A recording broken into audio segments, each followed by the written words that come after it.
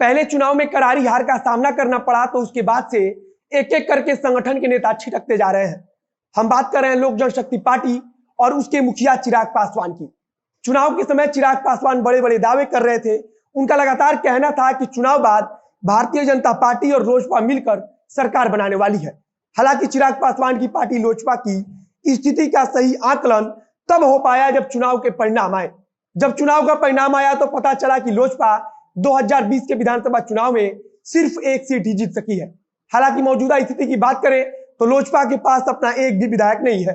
एकमात्र विधायक जो जीतकर बिहार विधानसभा में पहुंचे थे वे अब चिराग पासवान और लोजपा का साथ छोड़कर जदयू का दामन थाम चुके हैं। कुछ दिन पहले केशव सिंह समेत दर्जनों नेता एक साथ लोजपा का साथ छोड़ जदयू का दामन थाम चुके हैं। तो अब भाजपा भी अपने उन बागियों को वापस पार्टी में लाने का इंतजाम कर रही है जिन्होंने चुनाव के समय किसी न किसी कारण से पार्टी का साथ छोड़ा था। नमस्कार, मेरा नाम है मोहित कुमार सिंह और आप देख रहे हैं जनता जंक्शन का विशेष कार्यक्रम एक्सप्लेनर। चिराग पासवान अब स्थिति में पहुंच चुके हैं जहां से उनके लिए आगे कुआं और पीछे खाई वाली स्थिति हो गई है।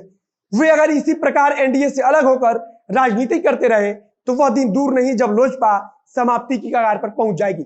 और फिलहाल जदयू से जिस प्रकार उनकी अदावत चल रही है उससे एक बात तो लगभग साफ है कि जदयू के रहते हुए बिहार में चिराग पासवान की लोजपा एनडीए का हिस्सा नहीं बन सकती है। फिलहाल तो जदयू लोजपा के पीछे हाथ धोकर पड़ी है और उसका कारण भी एकदम साफ है। जदयू हमेशा से मानती रही है कि विधानसभा चुनाव में उसके कम सीट आने का कारण सिर्फ और सिर्फ लोजपा ही है। लोजपा ने जिस प्रकार से चुन चुनकर उन सीटों पर अपना उम्मीदवार उतारा जहां से जदयू मैदान में थी, वहां भाजपा के वोटर काफी हद तक लोजपा से प्रभावित दिखे। माना जाने लगा कि जिन सीटों पर भारतीय जनता पार्टी मैदान में नहीं थी वहां कई जगहों पर भाजपा के कुछ कार्यकर्ता तो लोजपा उम्मीदवार के साथ भी घूम रहे थे। इसका सबसे बड़ा कारण था उस समय लोजपा अध्यक्ष चिराग पासवान का बयान।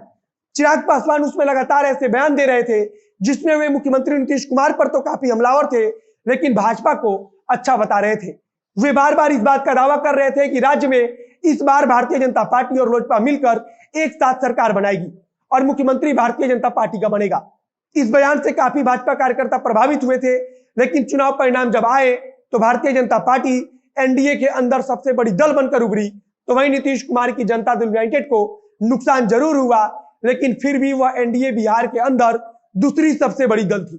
चुनाव के बाद जदयू के नेता लगातार भारतीय जनता पार्टी से मांग करने लगे कि वह लोक जनशक्ति पार्टी पर कार्रवाई करे क्योंकि चुनाव में उसके चलते ही जदयू को इतना बड़ा नुकसान उठाना पड़ा है। इसके बाद से लोजपा के बागी धीरे धीरे दूसरे पार्टियों का दामन थामने लगे। इसमें सबसे पहले केशव सिंह के नेतृत्व में पार्टी के अंदर एक बड़ी टूट हुई जिसमें कई दर्जन नेता एक साथ लोजपा छोड़कर जनता दल यूनाइटेड में शामिल हो गए। इसके बाद से लोजपा के अंदर टूट की खबर आम होने लगी। कई बड़े नेताओं ने लोजपा का दामन छोड़ किसी अन्य पार्टी का झंडा पकड़ लिया। अब इसी कड़ी में खबर है कि भारतीय जनता पार्टी अपने उन नेताओं के लिए प्रयास कर रही है जो चुनाव के वक्त किसी न किसी कारण से पार्टी के साथ छोड़कर लोजपा में चले गए थे। भाजपा प्रयास कर रही है कि जल्द से जल्द उन्हें फिर से वापस पार्टी की सदस्यता दिलाई जाए। इसमें पूर्व विधायक से लेकर कई बड़े चेहरे शामिल हैं जो भारतीय जनता पार्टी में महामंत्री, जिला अध्यक्ष और प्रदेश उपाध्यक्ष के पद पर भी काम कर चुके हैं। अधिकतर वो नेता इसमें शामिल हैं जिन्हें संघ का बेहद करीबी माना जाता है।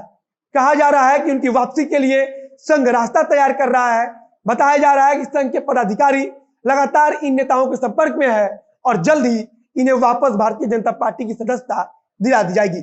अब इस खबर के सामने आने के बाद यह बात तो साफ हो गई है कि लोक जनशक्ति पार्टी के अंदर एक बार फिर से बड़ी टूट होने वाली है।